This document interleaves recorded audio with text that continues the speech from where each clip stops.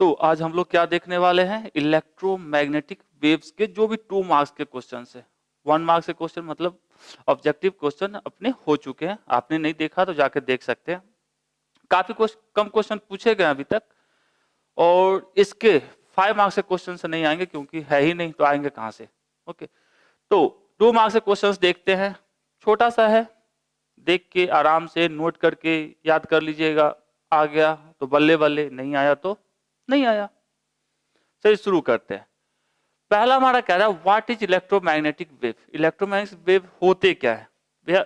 ऐसे वेव्स जिसमें electric field और मैग्नेटिक फील्ड दोनों एक दूसरे के परपेंडिकुलर ऑसिलेट कर रहे होते हैं। ओके, तो उस वेव को क्या कहा जाता है? Electromagnetic wave. और उनके प्रोपगेशन का मतलब चलने का डायरेक्शन क्या होता है? इन दोनों मैग्नेटिक फील्ड और इलेक्ट्रिक फील्ड के परपेंडिकुलर। ऑब्जेक्टिव वाले में भी समझाए थे। तो यहां यदि देखते हैं तो ये हमारा क्या है? Magnetic field. और ये जो रेड वाला दिख रहा है वो क्या हमारा? Electric field. ये दोनों क्या है? एक दूसरे के परपेंडिकुलर ऑसिलेट कर रहे हैं। तो इन दोनों के परपेंडिकुलर जो जाएगा उसी को बोला जाता है इलेक्ट्रोमैग्नेटिक वेव का डायरेक्शन। ठीक है, तो इसके बारे में पूछ रहा है तो थोड़ा सा लिख देते हैं। तो इलेक्ट्रोमैग्नेटिक वेव्स ऐसे वेव्स होते हैं जिनके चलने के लिए, मतलब एक जगह से दूसरे जगह जाने के लिए मीडियम का रिक्वायरमेंट नहीं होता है। जैसे सन से लाइट आता है, लाइट रे आती है हमारे पास, कैसे आती है? स्पेस से होके आती है। स्पेस से पता है कि कुछ नहीं है, नो मीडियम, तब तो बात तक नहीं कर सकते है ना। तो लाइट जो हमारे पास आती है स्पेस होके आती है, और आती कहां तक? हमारे पास आती है, आपके पास भी जाती है। ओके, तो जब आती है तो वो विदाउट किसी मीडियम के आती है, क्योंकि स्पेस में कोई मीडियम नहीं है, तो उससे होके आती है। तो जिस ऐसा वेव जिसको किसी मीडियम की रिक्वायरमेंट ना हो, तो वो हमारे क्या कहलाएंगे? Electromagnetic waves. तो कह सकते हैं those waves which do not require a medium to propagate are called electromagnetic waves. मतलब मीडियम की रिक्वायरमेंट नहीं है तो वो क्या कहलाएगा? इलेक्ट्रोमैग्नेटिक वेव्स कहलाएंगे। नॉर्मली ये किसके कारण होता है? मैग्नेटिक फील्ड और इलेक्ट्रिक फील्ड के ऑसिलेशन के कारण। तो कह सकते हैं these waves are transverse wave. सबसे पहली बात तो ये ट्रांसवर्स वेव होता है। इससे पहले ऑब्जेक्टिव में ही बात किए थे कि पूछे हुए आपसे कि कैसा नेचर होता है, ट्रांसवर्स होता है या लॉन्गिट्यूडिनल होता है। तो लाइट वेव या electromagnetic waves transverse in nature होते हैं, जबकि साउंड वेव हमारे क्या होते हैं? लॉन्गिट्यूडिनल वेव होते हैं। तो arising from the oscillation of किसके कारण? Magnetic and electric field. ये हमारा मैग्नेटिक फील्ड और ये हमारा इलेक्ट्रिक फील्ड, इन दोनों को ऑसिलेशन के कारण जो हमको मिलता है वही हमारा होता है। अब जब इतनी कहानी लिखे हैं तो आपको साथ में क्या दिखाना पड़ेगा? यदि ये फिगर बना देते हो तो आपके लिए बेस्ट है। नहीं बना पाते हैं, जैसे क्या है ऐसा बना दिए, ये हमारा हो गया एक दूसरा वेव कुछ ऐसा, और आगे भी बना दीजिएगा। और ये हमारा हो गया कौन सा? मैग्नेटिक फील्ड का, और ये हमारा इलेक्ट्रिक फील्ड का, और ये हमारा इसका वेलोसिटी का डायरेक्शन हो गया, चल किधर रहा है बहादुर। इतना बना दीजिएगा थोड़ा सा प्यार से, तो आपकी कहानी खत्म हो जाएगी। तो इसके एग्जाम्पल भी लिखने जरूरी है। तो इसके एग्जाम्पल्स में आते हैं light waves, thermal radiation, x ray, radio waves already. तो ये भी याद रखना है क्योंकि ऑब्जेक्टिव में पूछा जाता है कि फलना बाबू कौन है। तो आपको याद रहेगा तब तो भैया फलना बाबू इलेक्ट्रोमैग्नेटिक वेव है। तो उसके लिए 4-5 था, ऑब्जेक्टिव में ही बात किए थे, तो ध्यान में रखेंगे। तो ये नोट कर लेंगे।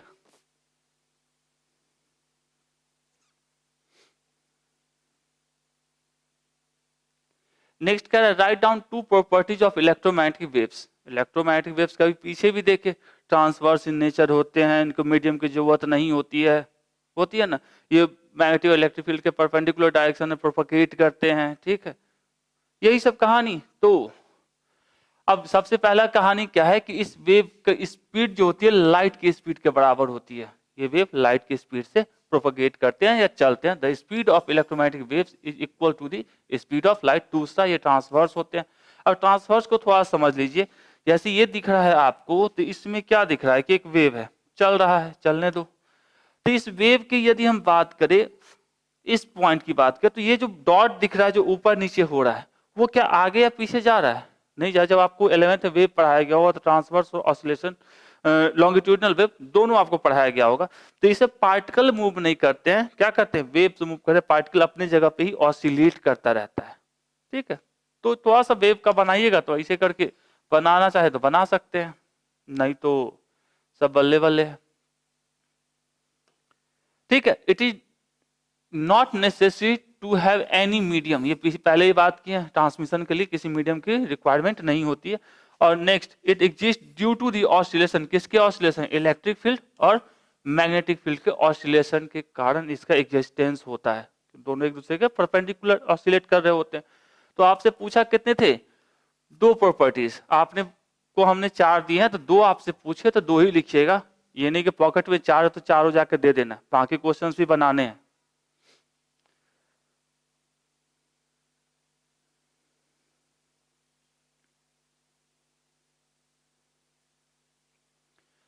What is displacement current, time varying electric field के कारण जो करंट प्रोड्यूस होता है, ओके, उसी को डिस्प्लेसमेंट करंट कहते हैं। नॉर्मली हमको कहां से, मैक्सवेल इक्वेशन से हमको फाइंड होता है। अब आप जब इसको पढ़े हुए चैप्टर, आपको मैक्सवेल इक्वेशन क्या है, ये सारा चीज आपको पढ़ाया गया होगा, हमको जितना पूछा गया उतना ही से मतलब है फिलहाल। तो कह सकते हैं current produce in a circuit due to किसके कारण, time varying electric field, that is electrical displacement is called displacement current. Time varying electric field के कारण जो हमारा क्या मिलेगा, करंट मिलेगा किस सर्किट के अंदर, वही हमारा क्या कहलाएगा, displacement current. Displacement current is not a current of moving charge. अभी तक हम लोग किसके कारण करंट पढ़ चुके हैं, सिर्फ मूविंग चार्ज के कारण करंट पढ़ते हैं ना, चार्ज के मोशन के कारण। तो ये चार्ज के मोशन के कारण करंट नहीं है, तो कह सकते हैं displacement current is not a current of moving charge but is generated by the time varying electric field. जो टाइम के रिस्पेक्ट में वेरिएबल इलेक्ट्रिक फील्ड होता है, ठीक है, उसके कारण जनरेट होता है, और इसको रिप्रेजेंट किया जाता है आईडी से, ID equals to the epsilon naught D phi by dt। और इसको फाइंड कहां से किया गया है, डिस्प्लेसमेंट करंट कम्स अंडर किस में, मैक्सवेल इक्वेशन के अंदर से हमारा आता है डिस्प्लेसमेंट करंट। तो और डिटेल के लिए आप पढ़ना चाहे बुक पढ़ सकते हैं, अपने सर के नोट्स पढ़ सकते हैं। तो ये इस चीज को कंप्लीट करते हैं। और डिस्प्लेसमेंट करंट है तो करंट होता है।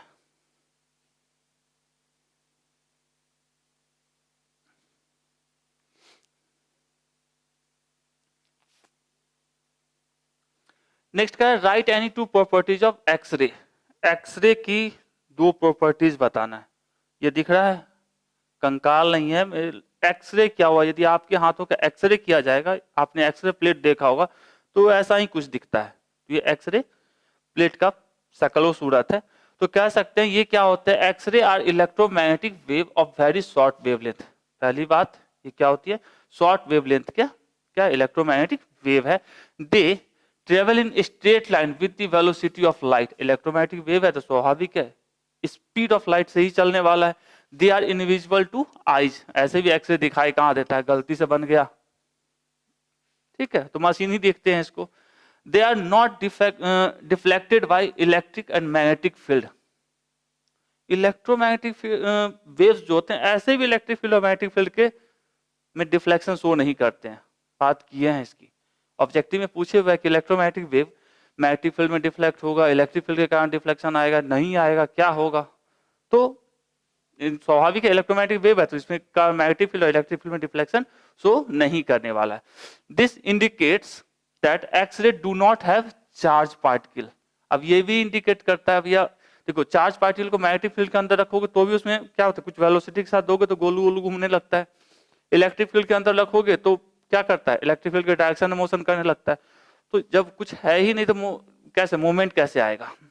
Okay, they ionize the gas through which they pass. जिस गैस से इसको पास किया जाएगा उसको क्या कर देते हैं, आयोनाइज कर देते हैं। और दूसरा they affect the photographic plate. Photographic plate को अफेक्ट करता है, मतलब अपना सबूत छोड़ता है कि भैया हम आए थे, आप देख नहीं सकते हो लेकिन इनके आने का प्रमाण कौन देता है, फोटोग्राफिक प्लेट। तो टू प्रॉपर्टीज पूछा है, एक साल किसी साल शायद 2013 के अंदर 4 प्रॉपर्टीज पूछे गए हैं शायद। तो आप चारों ध्यान में रखोगे, 2 पूछा तो 2 का जवाब देना है, 4 पूछा तो 4 का जवाब देना है। भावनाओं को समझिए। तो इसको इरेज और कर दिए।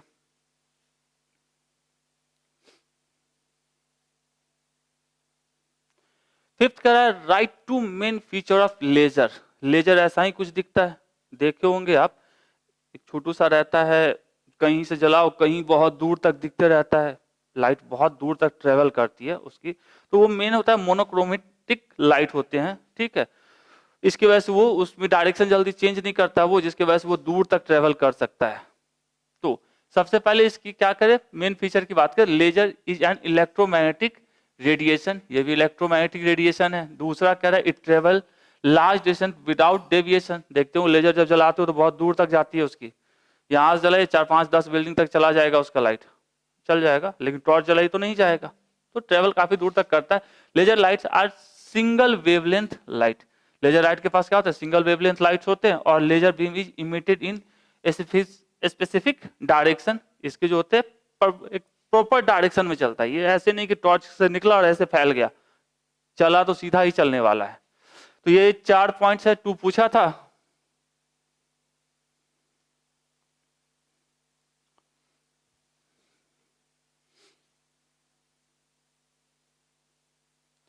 नेक्स्ट हमारा क्या है, right the expression for electrical energy density and magnetic energy density associated with electromagnetic wave and so that their ratio is 1।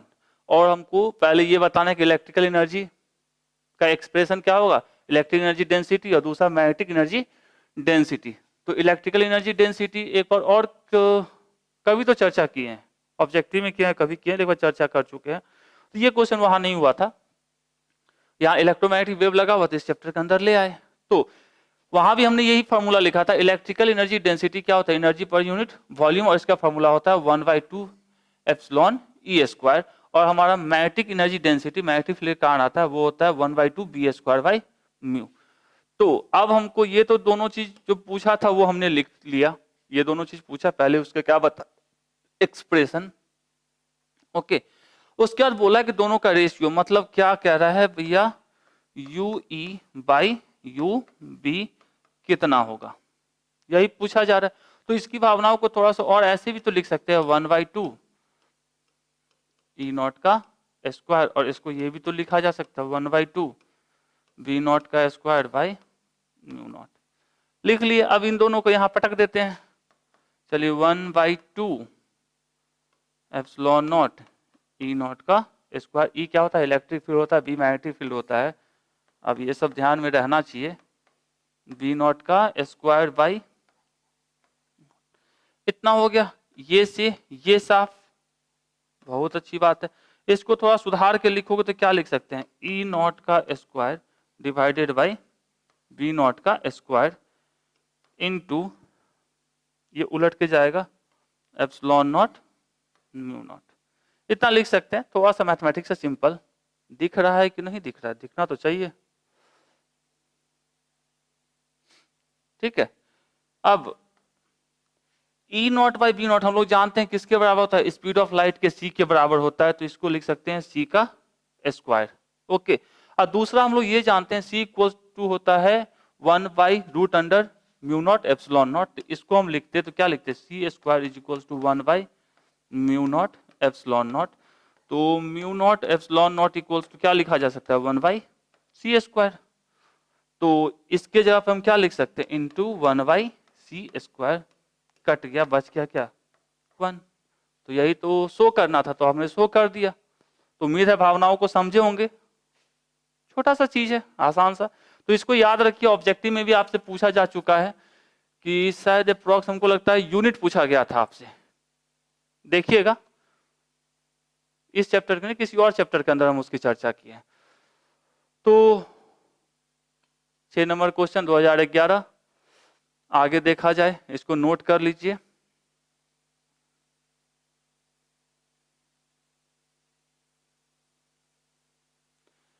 चलिए, मात्र तरफ से इतने ही क्वेश्चन अभी तक पूछे गए हैं, 6 क्वेश्चन इस चैप्टर के अंदर। इसी के साथ आपका वॉल्यूम 1 फिजिक्स का कंप्लीट होता है। अब लाइट के भी हम लोग चर्चा कर चुके हैं, ऑब्जेक्टिव की और शॉर्ट्स की। अब नेक्स्ट जो अपना आएगा कौन सा आएगा, लॉन्ग। तो इंतजार काफी लंबा होने वाला है, मतलब इंतजार लंबा नहीं होने वाला है, वीडियो लंबा होने वाला है, कि इतने डेरिवेशन है कि कर डाले ना आप, ये समझ लो कि क्या होगा, क्वेश्चन तो बनेंगे पक्का वाला। ओके, थैंक यू, और थैंक्स फॉर वॉचिंग। और क्या भैया, लाइक एंड कमेंट जरूर करें कैसा लगा। Thank you.